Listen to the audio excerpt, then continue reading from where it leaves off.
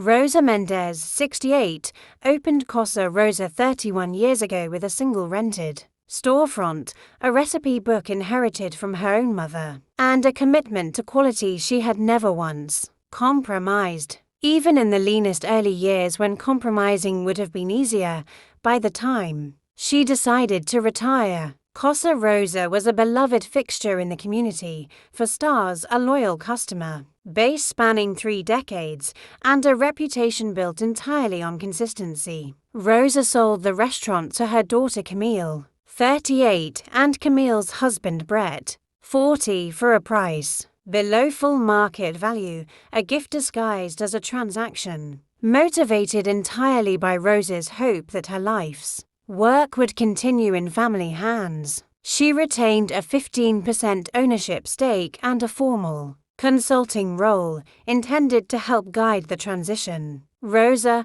I want you both to understand something before we sign this. This restaurant is not just a business to me. It is 31 years of relationships with our suppliers, our staff, our regular customers who have watched their children grow up eating in these booths. I am trusting you with all of that, not just with a kitchen and a lease. Camille, Mom, we understand completely. Brett and I have talked about this for months. We want to honor everything you built, not change it. Brett, we're not looking to reinvent anything. Rosa, we just want to run it well and maybe modernize a few operational things. Nothing that touches what makes the place special. Rosa signs the documents, feeling, by her own later account, a complicated mixture of pride and grief. The pride of passing something meaningful to her daughter, and the grief of no longer being the one who decides what happens in the kitchen she built with her own hands. Rosa visits weekly in her consulting capacity. Initially pleased with what she observes, Camille handles the front of house with genuine warmth. Brett, who has a background in business operations from a previous corporate role, focuses on what he calls efficiency improvements. ROSA, I want to be fair in how I describe those early months, because I do not believe Camille and Brett set out, from day one, intending to cut corners that would put people at risk. I believe, instead, that the pressure of running a restaurant, the margins, the labor costs, the relentless daily demands, gradually wore down their commitment to standards I had spent 31 years treating as non-negotiable. It did not happen all at once. It happened gradually, the way water erodes stone, each small compromise seeming reasonable in isolation. 6 months into the new ownership, Rosa's weekly consulting visits began revealing details that troubled her in ways she initially tried to dismiss as her own perfectionism. Before realizing the problems were too consistent and too serious to be anything other than a genuine, dangerous pattern, Rosa arrives for her usual consulting visit and walks the kitchen with the practiced eye of 3 decades of daily operation. ROSA, I noticed the walk-in cooler first. There were containers of prepared sauce without any date labels, something I had drilled into every employee I ever trained. Without exception, for 31 years, undated product is a guess, not a safety measure. I asked the line cook how long the sauce had been sitting. He told me he genuinely didn't know. It had been there since before his shift started, 2 days. Lead. ROSA, the sauce in the walk-in has no date labels. Do you know how long any of that product has actually been sitting? Brett, Rosa, I appreciate the input, but we're running a tight operation here. Dating. Every single container adds time our prep staff doesn't have during a busy shift. We've been fine so far. Rosa, fine so far is not a food safety standard. Brett, it is luck, and luck runs out. I am asking you, formally, in my role as a consultant, to reinstate proper dating procedures. Immediately. Rosa documents. In increasingly detailed notes she begins keeping for her own records, a pattern of escalating shortcuts. Cleaning schedules abandoned in favor of faster turnover between services. Cold holding temperatures occasionally left unchecked for entire shifts. A noticeable reduction in cleaning staff hours as a cost-cutting measure. ROSA at a tense family dinner. Camille. I walked through the kitchen again today. The walk-in temperature log hasn't been filled out in 11 days. Do either of you understand what that actually means? It means no one knows if the food in that cooler has been held at a safe temperature for over a week and a half. Camille, Mom, we hear you. But you have to understand, the margins on this business are tighter than you probably remember from when you ran it. Brett has streamlined some of the paperwork-heavy processes to keep labor costs manageable. We're not cutting safety corners. We're cutting unnecessary administrative burden. Rosa, Camille, the temperature log is not administrative burden. It is the only way anyone knows whether the food being served to customers is actually safe. I built this restaurant on never once treating that as optional. Brett, Rosa, with respect, you sold us the business. We appreciate the consulting input, but the operational decisions are ours to make now. ROSA, I want to describe what it felt like to watch this unfold, because I think people assume it must have been simple anger, and it was so much more complicated than that. It was anger, yes, but it was also a specific kind of professional horror. The horror of a person who has spent 31 years understanding intimately exactly what can go wrong in a commercial kitchen when corners get cut. Watching people I loved walk directly toward those exact dangers while telling me repeatedly that I was overreacting. I kept thinking about every health code violation I had ever read about in industry publications over 3 decades, the outbreaks, the lawsuits, the restaurants that closed permanently after a single serious incident.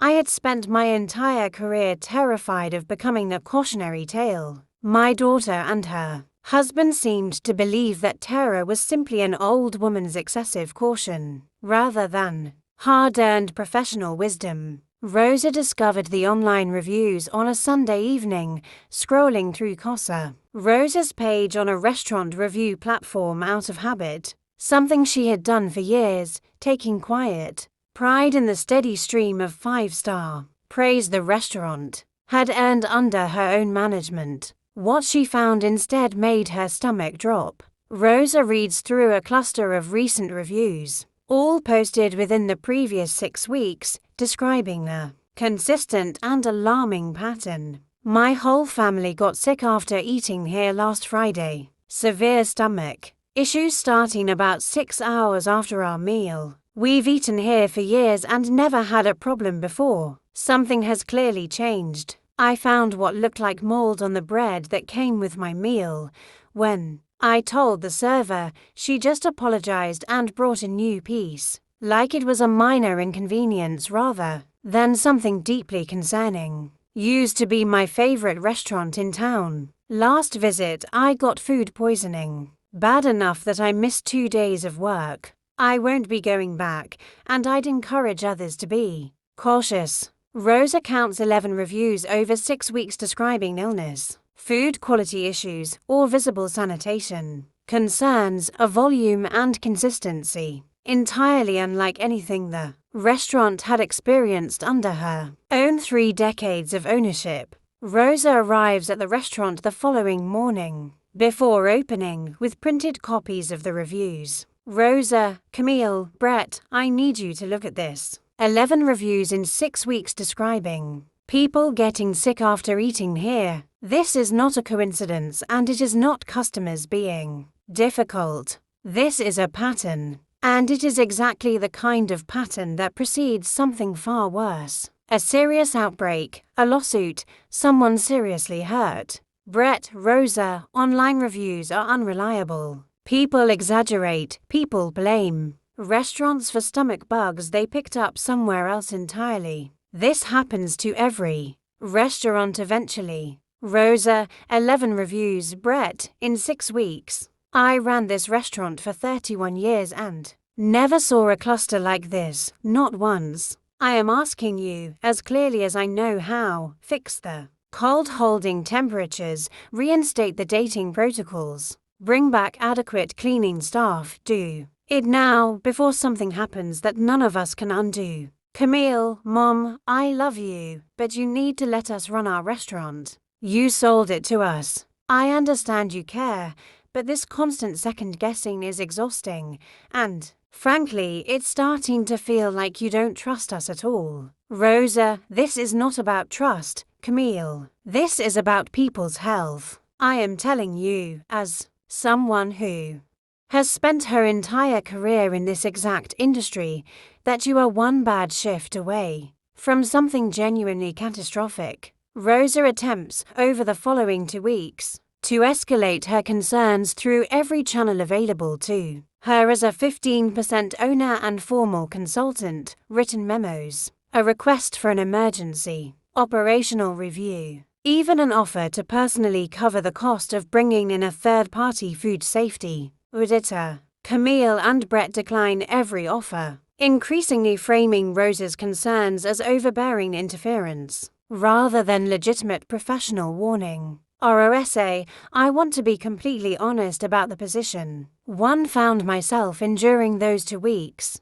I had warned them, in writing, multiple times through every available channel. I had documented evidence of a public health risk that was actively making people sick, and the people responsible for fixing it were my own daughter and her husband, who had made clear, repeatedly, that they considered my warnings an insult rather than information. I lay awake many nights during that period asking myself what I was actually willing to do if they continued refusing to act. I did not like any of the answers I came up with, but I also understood, with a clarity that frightened me, that doing nothing was no longer a position I could occupy in good conscience, not as a -1 veteran of an industry I deeply respected, and not as someone who genuinely cared about the customers who trusted that restaurant with their health, regardless of whose name was on the deed.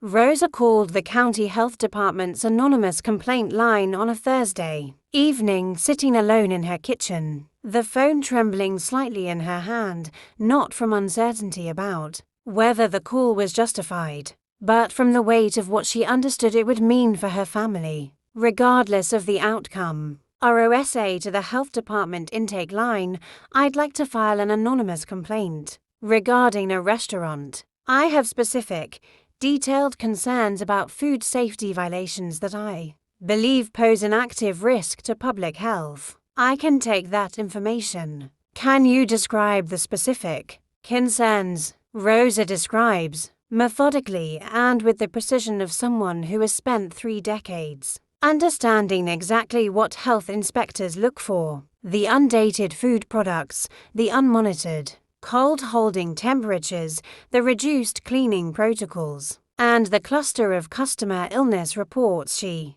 has documented from online reviews. This is very specific and detailed information. We take complaints of this nature seriously, particularly given the documented pattern of customer illness reports you've described. An inspector will be assigned to conduct an unannounced visit within the coming days. Rosa hangs up the phone and sits in her kitchen for a long time afterward, processing what she has just done. ROSA, I want to be honest about how that moment felt. I did not feel triumphant or righteous. I felt like a woman who had run out of other options, who had tried every available channel to protect people from harm, and who had finally done the one thing left that might actually work, regardless of the cost to my relationship with my own daughter. The unannounced inspection occurs 8 days later, during a Saturday lunch service, the restaurant's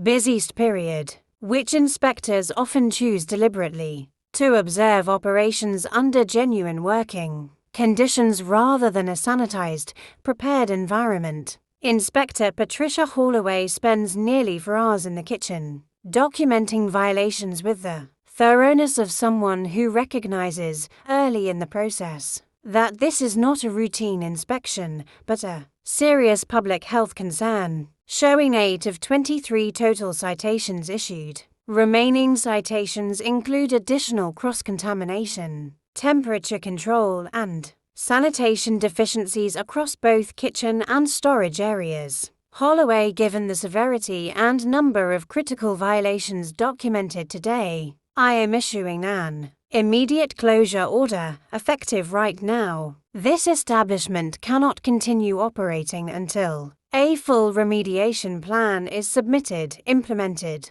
and verified through a follow-up inspection. I want to be direct with you both. Several of these violations, particularly the cold holding, temperature failures, and the cross-contamination risks, represent serious and immediate risks to public health. Camille, present for the inspection's conclusion, is visibly shaken. Camille, how did this happen? How did we get 23 citations? We've been running this place fine for months. Holloway, ma'am, with respect, fine is not a standard we measure against. The documented conditions today represent a sustained pattern of neglect, not a single bad day. Someone clearly had specific, detailed knowledge of operational problems here to file a complaint this thorough. Camille's face changes as a realization begins to form. Camille's suspicion solidified within days of the closure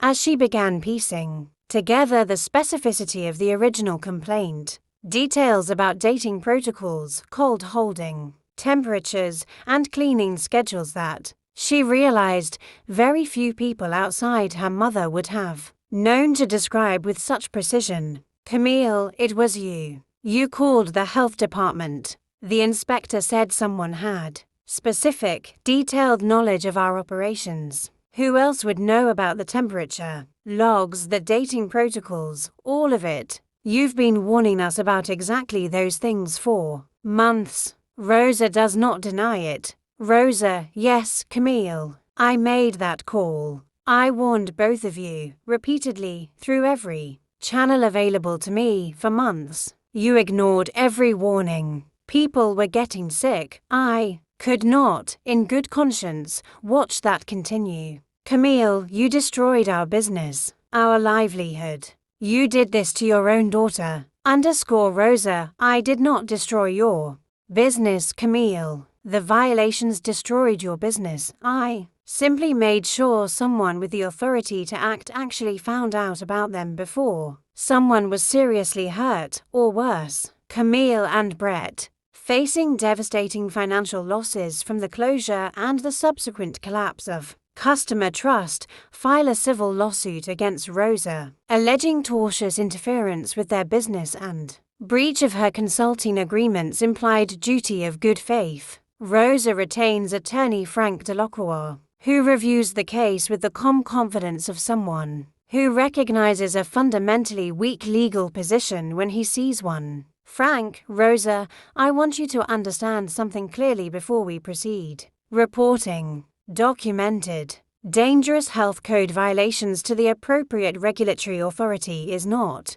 tortious interference. It is, in most jurisdictions, an action specifically protected by public policy, precisely because we want people with knowledge of public health risks to report them without fear of retaliation. Your daughter's lawsuit is going to face an extremely difficult path. Rosa, what does that mean for how this proceeds? Frank, it means I'm confident we can move for dismissal, but I also want to make sure the court understands the full context, your documented warnings, the customer complaints you found, the months of attempts to address this through legitimate internal channels before you ever made that call. This wasn't impulsive sabotage, Rosa.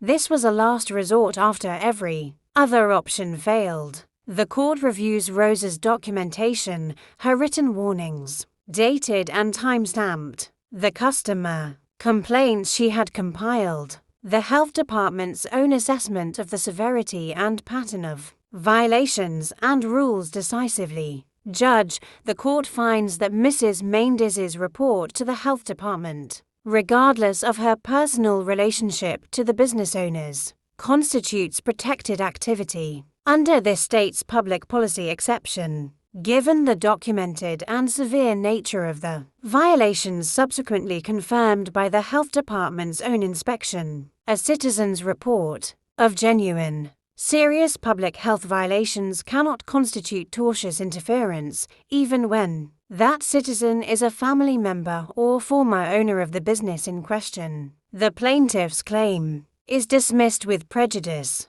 Camille, present in the courtroom, does not look at her mother as the ruling is read. Rosa, I did not feel victorious hearing that ruling. I felt, mostly, an enormous and complicated grief. Grief for the rift this had created with my daughter. Grief for the restaurant's reputation, and underneath all of it, a stubborn, unshakable certainty that I had done the only thing I could have done, given what I knew and what was genuinely at stake. Casa Rosa's reputation, once a 31-year asset built meticulously by Rosa's own hands, collapsed entirely in the months following the closure. Local news coverage of the 23 citations spread widely. The restaurant's review platform rating, once consistently above 4 stars, fell below to within weeks as new reviews referenced the closure directly. Camille and Brett, unable to recover customer trust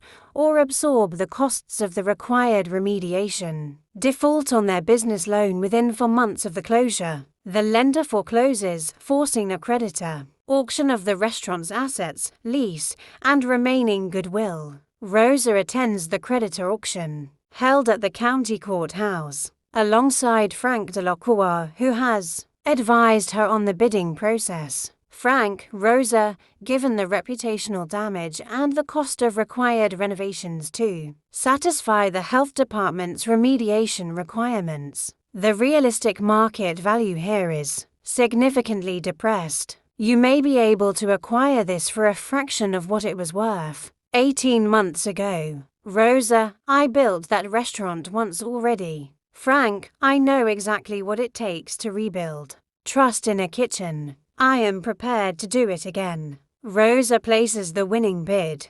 $200,000 against a peak valuation of $800,000 less than 2 years earlier. Camille learns through the public auction record that her own mother was the beer. Camille, you bought it. You bought the restaurant back, out from under US at auction, after everything. Rosa, I bought back something I spent 31 years building. Camille, it came up for auction because of choices you and Brett made, not because of anything I did to force that outcome. I am going to rebuild it properly this time, the way I always ran it. Camille, how am I supposed to feel about watching you succeed at the exact thing we failed at? Rosa, I don't know how to answer that for you. Camille, I can tell you how I want you to feel eventually. If you're willing, I want you to understand that the standards I held you to were never about control. They were about protecting people, including the people who trusted us with their health for 3 decades. I would like, someday, to find a way back to a relationship with you. But I am not going to apologize for refusing to look away from danger simply because acknowledging it was inconvenient for you.